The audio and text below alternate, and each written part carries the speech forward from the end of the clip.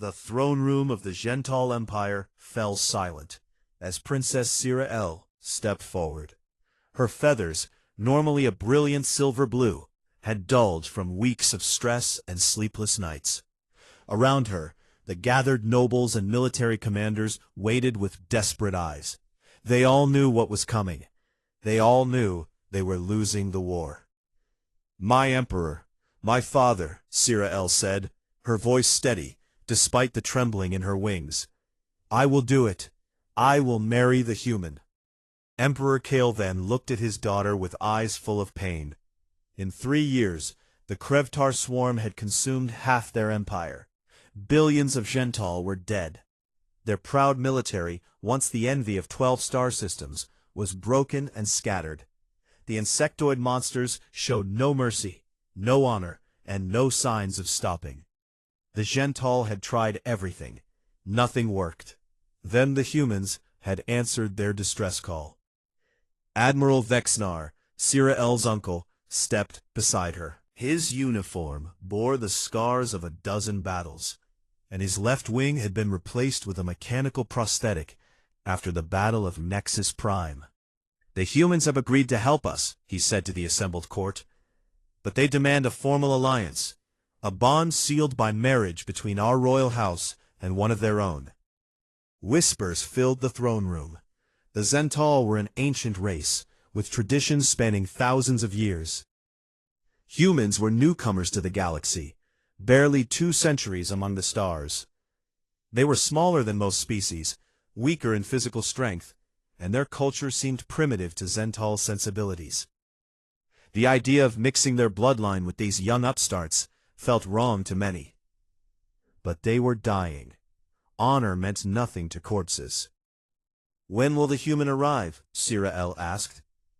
"Tomorrow," her father replied quietly. "His name is Jake Morrison. He is a lieutenant in their Special Operations Forces. Young, decorated. The humans speak highly of his abilities." Sira nodded. She had expected some elderly diplomat, soft and political. A military officer was unexpected, but it changed nothing. This was her duty. Her people needed her to do this, and she would not fail them. The next day, Sira stood in the landing bay as the human shuttle descended. General Claire Bennett, the human military liaison, stood beside her. The human woman was tall by their standards, with short dark hair and eyes that missed nothing. "Lieutenant Morrison is one of our best," Bennett said. "He volunteered for this mission." "Volunteered?" Sira couldn't hide her surprise. Why would anyone volunteer for a political marriage? Bennett smiled slightly. "Jake has his reasons. He's a good man, Princess. Give him a chance." The shuttle doors opened, and Jake Morrison stepped out. Sira studied him carefully. He was tall for a human, with brown hair and green eyes. His dress uniform was simple but neat. He moved with the controlled grace of a trained warrior, and his eyes swept the landing bay with the practiced assessment of someone always checking for threats. He was younger than she expected, perhaps in his early 30s by human reckoning. Jake approached and bowed formally. "Princess Sira, it's an honor to meet you." His voice was calm and respectful, but Sira could see the calculation behind his eyes. He was evaluating her just as she was evaluating him. 2 strangers brought together by desperation and politics. "Lieutenant Morrison," she replied, keeping her voice neutral. "Welcome to our homeworld. I hope you understand the gravity of what we are about to do." "I understand completely, Princess. I'm here to help your people in any way I can." The ceremony was held 3 days later. There was no time for the traditional Gental bonding rituals that normally took months. The Krevtar would not wait for romance and courtship. Instead, they held a brief ceremony that combined elements of both human and Gental customs, witnessed by representatives from both species. Sira spoke her vows with perfect composure, promising partnership and alliance. Jake did the same, his words formal and correct. When it was done, they were married. The treaty was sealed. Earth and the Gental Empire were now allies. At the reception afterward, Sira-El barely spoke to her new husband. They sat at the head table, both performing their duties by greeting guests and accepting congratulations. But there was a coldness between them, a professional distance that everyone could feel. Jake seemed content with the arrangement. He spoke when spoken to, smiled politely at the right moments, and made no attempt to pretend this was anything more than what it was: a contract, a political necessity. Sira-El found herself almost annoyed by his composure. Part of her had expected him to be uncomfortable, to show some emotion about being married to an alien species. But Jake treated it like another military assignment, something to be completed with efficiency and professionalism. The reception was interrupted by warning sirens. Admiral Vexnar's communicator flashed urgent red. He stood abruptly, his mechanical wing whirring. The Krevtar, they're attacking the outer defense platforms. The room erupted into controlled chaos. Military personnel rushed to their stations. Sira-El stood, her feathers bristling with alarm. The Krevtar had never been this bold before. To attack during a royal ceremony was a calculated insult. Jake was already on his feet. His entire demeanor changed. Gone was the polite wedding guest. Now he stood like a coiled spring, ready to act. "I request permission to join the counter-offensive," he said to Admiral Vexnar. "You are a single soldier. Lieutenant Morrison, this is a fleet battle." "With respect, Admiral, I'm trained for exactly these situations. I can help." Vexnar glanced at Sira-El, who felt torn. The treaty required them to accept human military assistance, but she couldn't see how one soldier could matter in a space battle. Still, they had just sworn alliance with this man's people. "He can observe," she said finally. "Assign him to one of the battle cruisers. Let him see how we fight." Jake's expression didn't change, but Sira-El caught a flash of something in his eyes. Disappointment? Determination? She couldn't tell. "As you command, Princess," Jake said with a bow. Within the hour, Jake was aboard the battlecruiser Talon's Reach, heading toward the battle. Sira-El watched from the command center as the fleet engaged the Krevtar forces. The displays showed chaos and death. 3 Gental destroyers were torn apart in the opening minutes, their crews lost to the void. The Krevtar bioships moved with horrifying coordination, their organic weapons ripping through Gental shields like paper. Every battle was the same story. The Gental fought with honor and formation, following the ancient codes of warfare. The Krevtar fought like animals, caring only for the kill. Sira-El clenched her talons as another ship's signal went dark. She had married a human to save her people, binding herself to a stranger from a species she barely understood. And now that stranger was flying into a battle where death came quickly and without mercy. She wondered if she would be a widow before her wedding day was even over. The command center screens showed destruction in real time. Sira-El stood among the military advisors, watching the battle unfold with growing dread. The Talon's Reach was holding its position in the defensive formation, trading fire with 2 Krevtar bioships. The organic vessels twisted and writhed through space like living serpents, their acid throwers melting through hull plating. "Boarding pod incoming to the Talon's Reach," a sensor operator announced. Sira-El's blood went cold. Krevtar boarding actions were nightmares made real. The insectoid warriors were each twice the size of a Zental, with razor-sharp limbs and acid-spitting mandibles. They moved in swarms, overwhelming defenders through sheer numbers and ferocity. The tactical feed switched to internal ship cameras. Sira-El watched as the boarding pod punched through the Talon's hull, like a parasite burrowing into flesh. The breach doors exploded inward, and Krevtar warriors poured into the corridor. The ship's security team opened fire immediately. Plasma bolts lit up the hallway, striking the lead Krevtar. 2 fell, their chitinous armor cracking. But there were too many. The swarm rushed forward, and within seconds, The security team was overrun. Sira L looked away from the screens as the feed showed only violence and death. Security Team Delta is gone, the tactical officer reported. Team Echo is moving to intercept, but the Krevtar are advancing toward engineering. Where is Lieutenant Morrison? Admiral Vexnar demanded. Observation Deck 7, sir. He's been monitoring the battle from there. Keep him there. Lock down that section. We cannot afford to lose him in a boarding action. But before the order could be transmitted, a new voice cut across the command channel. It was Jake's voice, calm and professional. Talon's Reach Command, this is Morrison. I'm moving to engage the boarders, transmitting my tactical plan now. Admiral Vexnar's feathers ruffled with irritation. Negative, Lieutenant. You are to remain in the observation area. This is not your fight. With respect, Admiral, I'm probably the most qualified person on this ship for close-quarters combat. I'm going in. Before anyone could respond, Jake's comm signal went to encrypted mode. Sira L felt a surge of anger. He was disobeying orders, risking himself on their wedding day. For what? To prove something? Get me a visual on Morrison, she ordered. The screens changed to show helmet camera feeds. One belonged to Jake.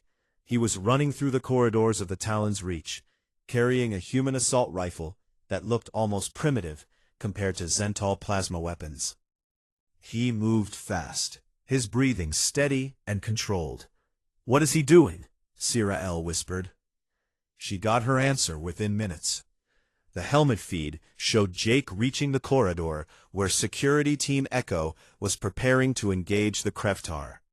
The Zental soldiers stood in formation, weapons raised, ready to meet the enemy head-on in the traditional manner. Jake didn't join their line. Instead, he ran past them and disappeared into a side passage. The human fled, one of the military advisors said with disgust. But Sira L kept watching. Something didn't feel right. The Krevtar swarm rounded the corner and crashed into Security Team Echo. The Zental fought bravely, but they were pushed back, step by step.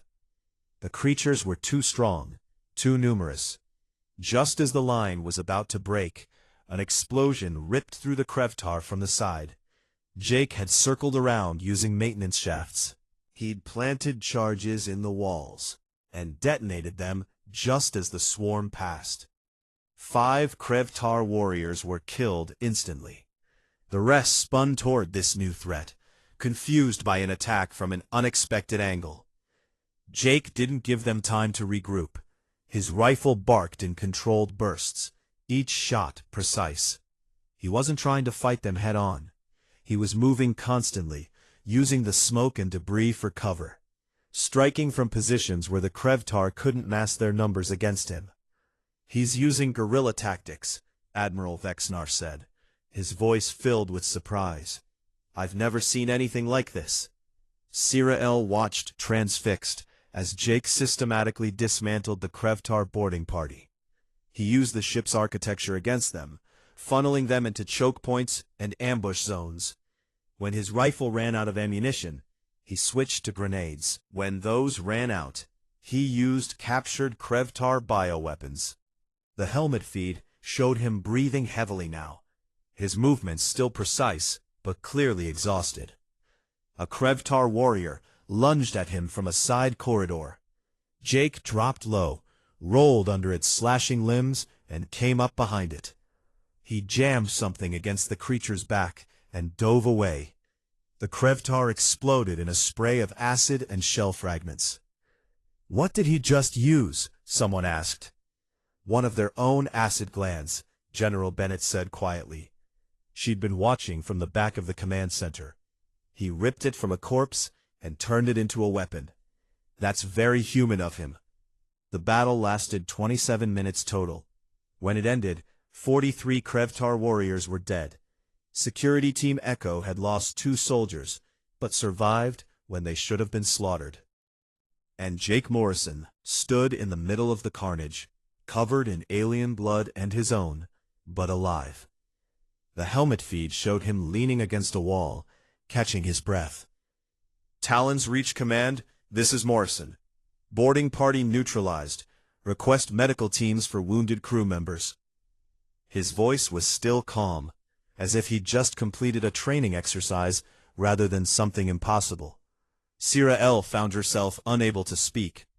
Everything she'd assumed about humans, about their primitive nature and weakness, was crumbling. She'd watched one soldier do what an entire platoon of Zental warriors would struggle to accomplish. Admiral Vexnar ordered Jake to return to the observation deck. When Jake's image appeared on the communication screen an hour later, he looked tired but professional. His uniform was destroyed, replaced with borrowed Zental clothing that didn't quite fit. Medical bandages covered his arms and neck. "Lieutenant Morrison," Vexnar said carefully, "you disobeyed direct orders." "Yes, sir, I did." "Why?" Jake was quiet for a moment. "Because people were dying, and I had the skills to stop it. I'm sorry if I offended protocol, but I'm not sorry I acted." Sira L stepped forward. "How did you do that? One soldier against 43 Krevtar warriors." Jake looked at her through the screen, and for the first time she saw something other than professional distance in his eyes. There was weariness there, and something darker. Experience. "Standard room-clearing procedures, Princess," he said quietly. "Humans have been fighting wars for 10,000 years. We've learned a few things about how to kill efficiently." The way he said it sent a chill through Sira L's feathers, not with pride or boasting, but with the simple acknowledgement of a terrible truth.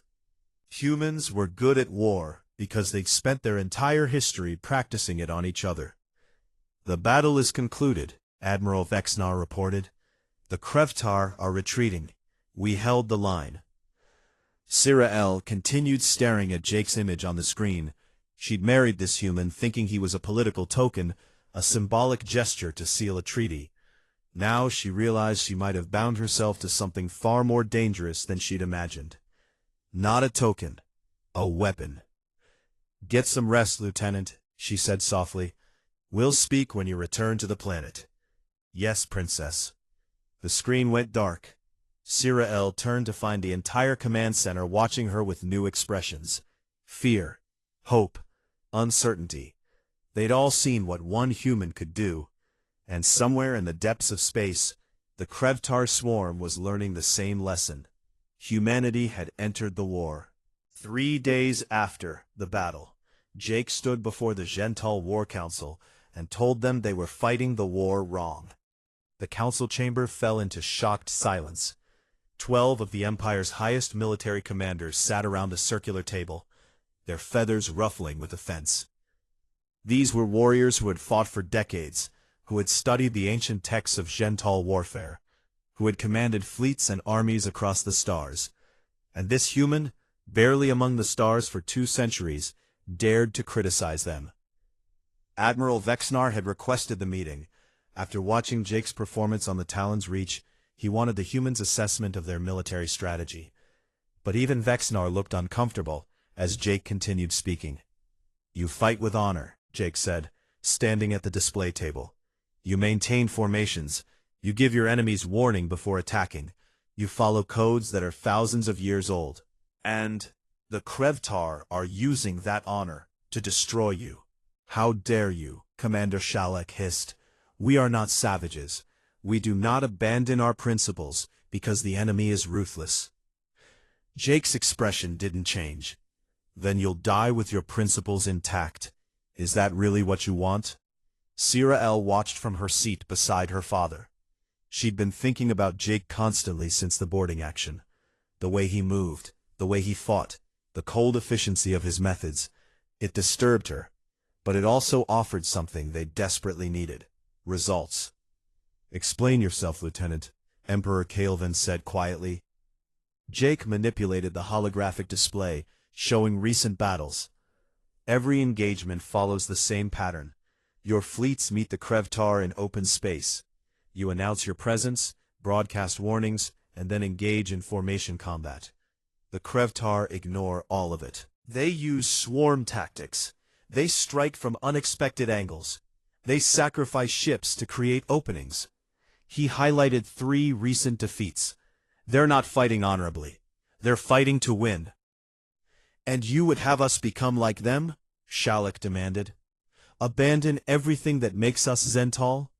No, Jake said firmly. I'd have you fight smart instead of proud. There's a difference between honor and suicide. The council erupted in angry voices. Sira could see her father's wings droop with exhaustion. They were losing the war, but pride was hard to swallow, especially when the advice came from a species they'd viewed as inferior. Admiral Vexnar raised his wing for silence. Lieutenant Morrison, can you demonstrate what you mean? Give us a practical example. Jake nodded. Give me a ship, 1 frigate with a volunteer crew. Let me show you how humans fight. The room went quiet again. Finally, Vexnar spoke. But Princess Sira will accompany you. She represents the royal house and our treaty alliance. If you're going to risk Zhental lives, she'll be there to witness it. Sira-L's head snapped toward her uncle in surprise, but he met her eyes with a meaningful look.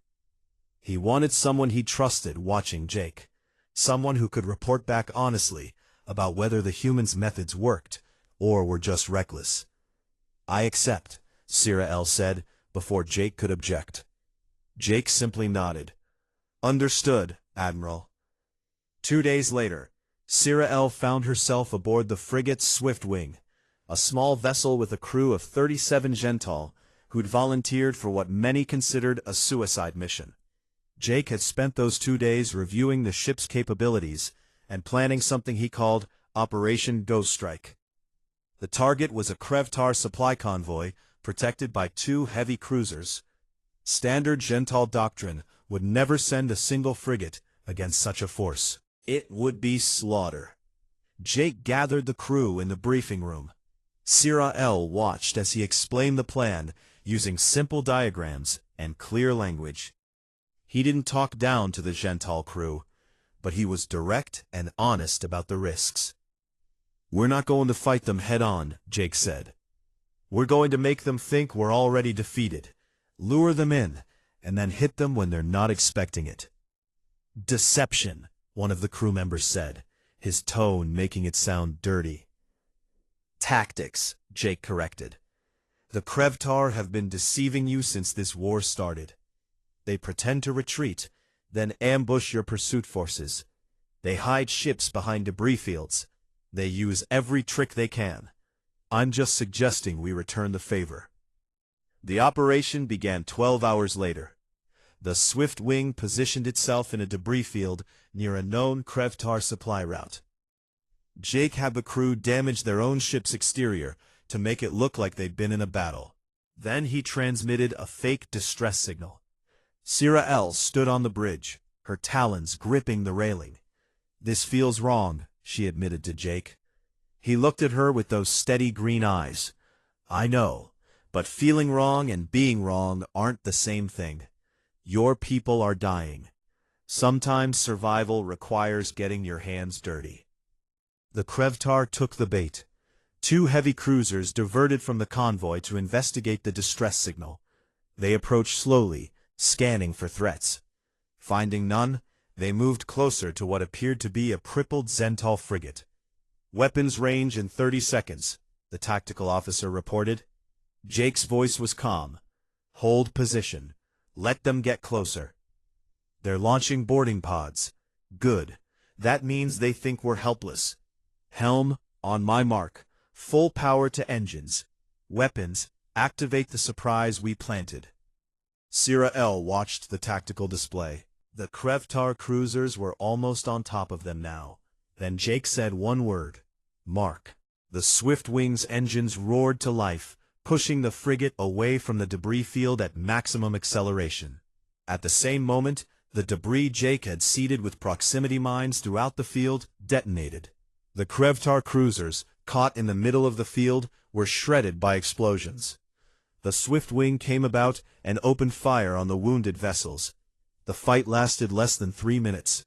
Both Krevtar cruisers were destroyed. The convoy, now undefended, scattered in panic. The Swiftwing's crew stood in stunned silence. Then someone started clicking their beak in approval, the Gentile equivalent of applause. Others joined in, until the entire bridge was filled with the sound. Jake didn't celebrate. He was already reviewing the tactical data, looking for ways to improve. We got lucky.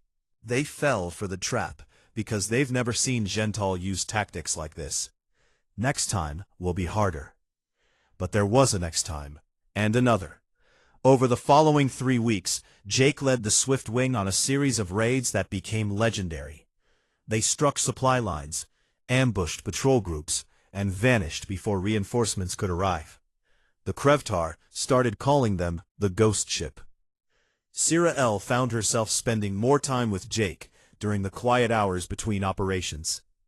She'd initially planned to just observe and report, but curiosity got the better of her. She wanted to understand how his mind worked. One night, she found him in the observation lounge, staring at star charts. He barely slept, she'd noticed. 3, maybe 4 hours a night. "Do you ever rest?" she asked. Jake looked up, surprised to see her. "Not much. Too much to do." "You'll burn yourself out." "Maybe." He returned to the star charts. "But people are counting on me. Your people. Our people, I guess, since we're married." Sira L sat down across from him. "Why did you volunteer for this mission? General Bennett said you requested it specifically. Why?" Jake was quiet for a long moment. "Humans spent 10,000 years fighting each other," he finally said. "Wars over everything. Land, resources, religion, pride. We nearly destroyed ourselves a dozen times. When we finally reached the stars and found other species, I thought maybe we could be something better. Something more than just warriors." He looked at her directly. "Then I heard about the Zental, a species that values honor and culture and art, who built an empire on cooperation instead of conquest. And I thought, these are people worth protecting. So I studied your language, learned your customs, and volunteered." "You researched us?" "Extensively. I read about your diplomatic work, your efforts to build trade agreements with other species. You were trying to make the galaxy better." He smiled slightly. "Seemed like someone I wouldn't mind being married to, even if it was just political." Sira L felt her feathers warm with an emotion she didn't quite recognize. This human had chosen her specifically, had learned about her people not out of obligation, but genuine interest. "I misjudged you," she said softly. "I thought humans were primitive, barbaric." "We are," Jake said honestly, "but we're also survivors. And right now, that's what your people need." Their eyes met across the table, and something shifted between them. Not love, not yet, but the beginning of real understanding. The War Council chamber felt like a tomb. Sira L stood among the military commanders, staring at the holographic display that showed their doom approaching. 300 Krevtar bioships, millions of warriors, all converging on the Gentile homeworld. "We must evacuate," Commander Shalek said, his voice hollow. "Order the civilian transports to begin immediately. We can save perhaps 30% of the population if we start now." Emperor Kaelvin looked like he'd aged a decade in the past month. "And abandon our homeworld? Everything our ancestors built? We have no choice, Emperor. We cannot stop a force this large." Sira L felt sick. They'd won small victories thanks to Jake's tactics. The Swiftwing success had inspired other crews to adopt human methods. But this was different. This was the Krevtar throwing everything they had at the heart of the Gentile Empire. A final, overwhelming strike. "There's another option," Jake said from the doorway. Everyone turned. He'd been off the homeworld for 2 weeks, working with human military advisors who'd arrived to help train Gentile forces. Now he stood in the council chamber in full combat gear, looking tired but determined. Admiral Vexnar gestured him forward. "What option, Lieutenant?" Jake manipulated the display, highlighting the largest Krevtar bioship at the center of the formation. The Hive Queen's flagship, Kill her, and the swarm loses coordination. They're a hive mind. Cut off the head, the body dies. That ship is in the center of their fleet, Shalek protested. Surrounded by hundreds of escorts, no ship could get close enough. Not a ship, Jake agreed. A small team. We infiltrate the flagship, eliminate the queen, and extract before they know what hit them. The council chamber erupted in objections. It was insane. Suicide. Impossible. But Sira L saw something in Jake's eyes that made her heart sink. He believed it could work. And he was going to try, whether they approved or not. You'll die, she said, cutting through the noise. Jake looked at her. Maybe, but if I don't try, everyone here dies for certain. I'll take a maybe over a definitely. I forbid it, Sira L said, surprising herself with the force in her voice. As your wife and your princess, I forbid this suicide mission. With respect, princess, you can't forbid me from volunteering. I'm a soldier. This is what I do. They stared at each other across the council chamber. Weeks of flying together on the swift wing, of late-night conversations and growing trust, all crystallized in this moment. Sira L realized with sudden clarity that she didn't want to lose him. This marriage had started as politics, but somewhere along the way it had become real for her. Then I'm coming with you, she said. Absolutely not. My uncle gave me authority to witness human tactics firsthand. This qualifies. Sira L. Jake used her first name, not her title. This isn't like the Swiftwing raids. The survival rate is maybe 20%. I can't protect you and complete the mission. I'm not asking for protection. I'm asking to fight beside my husband. The word hung in the air. Husband. Not just an alliance partner or political token. Husband. Jake's expression softened slightly. I can't lose you, he said quietly. Then don't die, she replied. Before Jake could respond, Admiral Vexnar interrupted. The princess stays here. But Lieutenant Morrison, if you believe this plan can work, we'll support it. What do you need? Jake spent the next 6 hours preparing. 5 other human operators had arrived with the advisory team. All volunteers for what Earth military called special operations. Lisa Grant was a demolitions expert with ice in her veins. Marcus Cole specialized in close-quarters combat. Amy Richardson handled communications and electronic warfare. Kevin Park was their medic. Danny Sullivan was their pilot and extraction specialist. Sira L watched them prepare in the hangar bay. They moved with quiet efficiency, checking weapons and equipment with the ease of long practice. These were humans who'd seen war before, who'd survived when they shouldn't have. Jake found her standing by the tactical display. I need to tell you something, he said, in case I don't come back. Don't. Sira L, please, just listen. He took a breath. I didn't just volunteer for this mission because I admired your people. I volunteered because I read everything I could find about you specifically. Your diplomatic work. Your writing. That essay you published about cultural exchange and mutual understanding.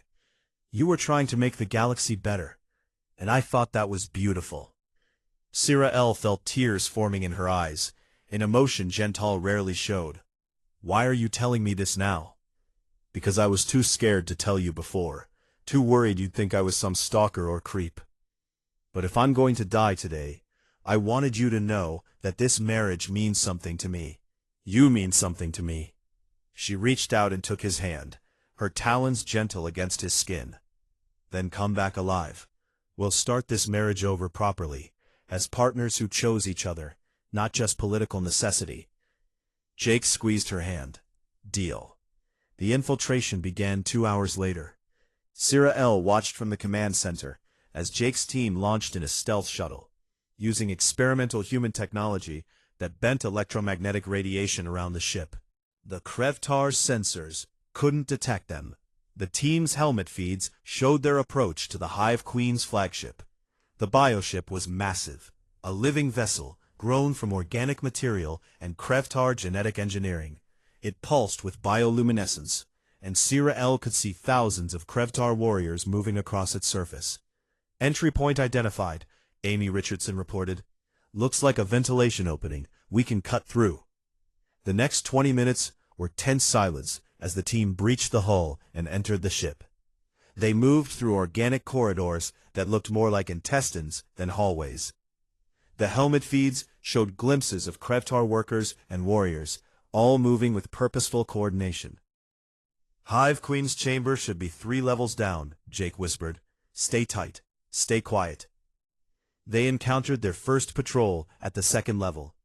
5 Krevtar warriors turning a corner. Lisa Grant moved before they could screech an alarm, her plasma blade cutting through chitin and flesh in brutal silence. The team dragged the bodies into a side chamber and continued. The 3rd level was different. The walls here were thicker, more reinforced, and there were guards everywhere. Dozens of massive Krevtar warriors, each one a veteran of countless battles. "The Queen's Royal Guard," Marcus Cole muttered. "This is going to get loud." "Amy, can you cause a distraction?" Jake asked. "Already on it," triggering a false hull breach alarm on the opposite side of the ship. Half the guards rushed away toward the fake emergency, but that still left over 30 warriors between the team and the Queen's chamber. "Here we go," Jake said. "Make every shot count." The firefight was brutal and immediate. The team opened up with everything they had, catching the Krevtar guards by surprise. But surprise only lasted seconds. Then the guards reacted with terrifying speed, their acid throwers and razor limbs turning the corridor into a killing zone. Sira L watched in horror as Kevin Park went down in the first 30 seconds, his armor melted through by acid. Danny Sullivan tried to reach him and took a blade through the chest. 2 humans, dead in moments. "Fall back," Jake shouted. "Grenades!" Lisa Grant threw a series of explosives that tore through the Krevtar ranks. The team pushed forward through the smoke and chaos. Marcus Cole fought like a demon, his combat blade finding gaps in chitin armor. Amy Richardson provided covering fire, her rifle barking in controlled bursts. They reached the Queen's chamber door. Jake planted a breaching charge while the others held the line against the remaining guards. The charge detonated, and they rushed inside. The Hive Queen was massive, 3 times the size of her warriors. She was surrounded by her personal guard, 50 of the largest Krevtar Sira L had ever seen. The chamber erupted in violence. Amy Richardson died covering their entry, her body torn apart by a dozen warriors at once. Marcus Cole fought his way to Jake's side, bleeding from multiple wounds. Lisa Grant was down, alive but unconscious. Jake reached the Queen. She reared up, her mandibles clicking with rage. Jake pulled something from his vest, a plasma charge, the kind designed to destroy armored vehicles. "For Earth and Zentol," he said, and jammed it against the Queen's body. The explosion filled the chamber. Sira L's screens went white, then static. When they cleared, she saw carnage. The Queen was dead, her massive form torn open. The royal guards were scattered, killed by the blast or dying from wounds. And Jake lay motionless in the wreckage, his armor cracked and broken, blood pooling beneath him. "No," Sira L whispered. Marcus Cole, barely conscious himself, grabbed Jake and Lisa. "Extraction team, we need you now," he gasped into his communicator. Across the Krevtar fleet, something changed. The bioships began to drift, their coordinated movements falling apart. The hive mind connection was severed. The Queen was dead. But Sira L didn't care about victory. She only cared about the human lying broken in a Krevtar ship, the man she'd married to end a war and somehow learned to love. The medical bay smelled of antiseptic and desperation. Sira L had barely left Jake's side in 2 weeks. She sat in a chair pulled close to his bed, watching the human medical equipment keep him alive. The machines beeped steadily, monitoring functions she didn't fully understand. Jake's injuries were catastrophic. The explosion that killed the Hive Queen had broken bones, ruptured organs, and caused internal bleeding that Zental medicine couldn't address. Human doctors had been rushed through experimental faster-than-light transit, arriving within 30 hours. They'd performed 3 surgeries already. "Princess," Admiral Vexnar said softly from the doorway, "you should rest. We'll alert you if his condition changes." "I'm staying," Sira-El replied without looking away from Jake's unconscious face. Her uncle entered the room and stood beside her. "The war is turning. Without the Hive Queen's coordination, the Krevtar are scattered. Our forces, using the tactics Lieutenant Morrison taught us, are pushing them back across every front." "That's good," Sira-El said distantly.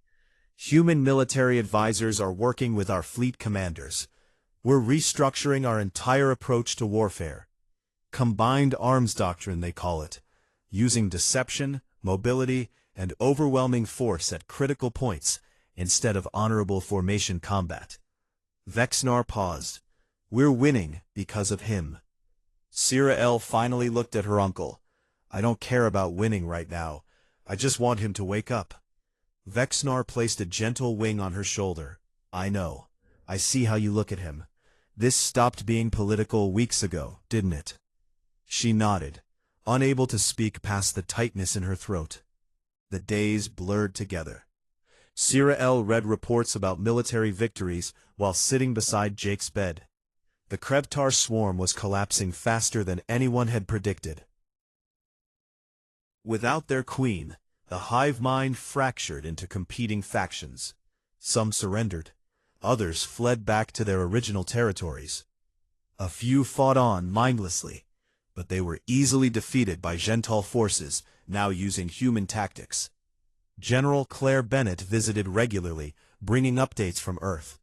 "Your husband is a hero back home," she told Sira-El. "What he did is all over the news feeds. One man changed the course of an interstellar war." "I just want him back," Sira-El whispered. On the 16th day, Jake's eyes opened. Sira-El was reading a tactical report when she heard him groan. She dropped the datapad and leaned forward. "Jake, can you hear me?" His green eyes found her face. He tried to speak, but his throat was too dry. Sira-El quickly gave him water, her hands shaking. "Sira-El," he croaked. "Did it work?" "Yes, the queen is dead. The swarm is defeated." Tears ran down her face, dampening her feathers. "You saved us." Jake tried to smile, but it came out as more of a grimace. "Good. That's good." He looked around the medical bay. "The others?" Sira-El's expression fell. "Marcus Cole survived. He's recovering. Lisa Grant is awake and healing, but Kevin, Danny, and Amy didn't make it." Jake closed his eyes, pain crossing his features that had nothing to do with his injuries. "They were good people. The best." "They were heroes," Sira-El said firmly. "We're building a memorial for them, for all the humans who helped save the Zental Empire." They sat in silence for a while. Finally, Jake spoke again. "I heard you. When I was unconscious, you were here every day. I told you not to die. And I'm trying very hard to follow orders." He reached for her hand. "You called me your husband. Before the mission, not alliance partner or treaty obligation, husband." Sira-El took his hand gently, mindful of his injuries. "What I want you to be, not because of politics or duty, but because somewhere between your insane tactics and terrible sleep schedule, I fell in love with you." Jake's eyes widened. "You love me? Is that so surprising? You learned my language, studied my culture, volunteered to marry an alien princess you'd never met, and then nearly died saving my people. What did you expect would happen? I expected you to tolerate me professionally, and maybe we'd become friends eventually." Jake squeezed her hand weakly. "I love you too. Have since I read that essay you wrote about cultural exchange. Been too scared to say it." "We're both idiots," Sira-El said, laughing through her tears. "Absolutely," Jake agreed. Recovery was slow. Jake spent 3 months in the medical bay, undergoing physical therapy, and healing from his injuries. Sira L was there for all of it, working from the small office the medical staff set up for her. She handled diplomatic duties while helping Jake through the painful process of learning to walk again. The war officially ended 4 months after the Hive Queen's death. The Krevtar Swarm sent peace envoys to the Gental homeworld, suing for an end to hostilities. They agreed to withdraw to their original territories and pay reparations for the destruction they'd caused. At the peace signing ceremony, Sira L stood beside Jake, who still walked with a slight limp. Emperor Kale then addressed the assembled crowd of Gental and humans. "We stand here today because of courage and sacrifice," her father said. "Because humans came to our aid when we faced extinction. Because Lieutenant Jake Morrison showed us that honor without wisdom is just pride. Because he and brave soldiers like Lisa Grant, Marcus Cole, Kevin Park, Danny Sullivan, and Amy Richardson fought for people who weren't even their own species." The crowd erupted in applause. Sira L felt Jake shift uncomfortably beside her. He'd never liked being called a hero. 6 months after waking from his coma, Jake was appointed as the first human ambassador to the Gental Empire. Other galactic civilizations, seeing what one human special operations officer had accomplished, were both terrified and eager to establish diplomatic relations with Earth. "Apparently we have a reputation now," General Bennett said at the appointment ceremony. "The species you don't want to fight. The ones who spent 10,000 years perfecting warfare." Jake looked uncomfortable with that assessment too. "We're not conquerors." "No," Bennett agreed. "But you proved that humans are survivors, that we protect our allies. That's going to change the balance of power in this entire sector of the galaxy." That evening, Sira L and Jake stood on the balcony of their shared quarters, looking out over the rebuilt capital city. Construction crews worked around the clock, repairing the damage from Krevtar attacks. Human engineering teams worked alongside Gental builders, sharing techniques and methods. "Did you ever imagine this?" Sira L asked, "when you volunteered for a political marriage?"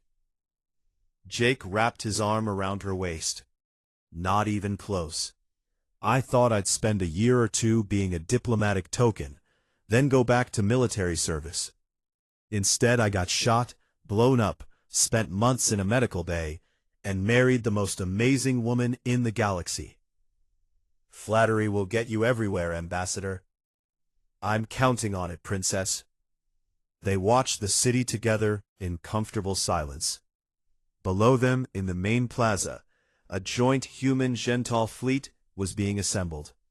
Ships from both species, working together, representing a new era of cooperation. "Your people call you the man who destroyed Armies Solo," Sira L said quietly. "They tell stories about you like some kind of warrior legend." Jake shook his head. "I was just doing my job. Nothing special." "You're wrong about that. You were very special." She turned to face him.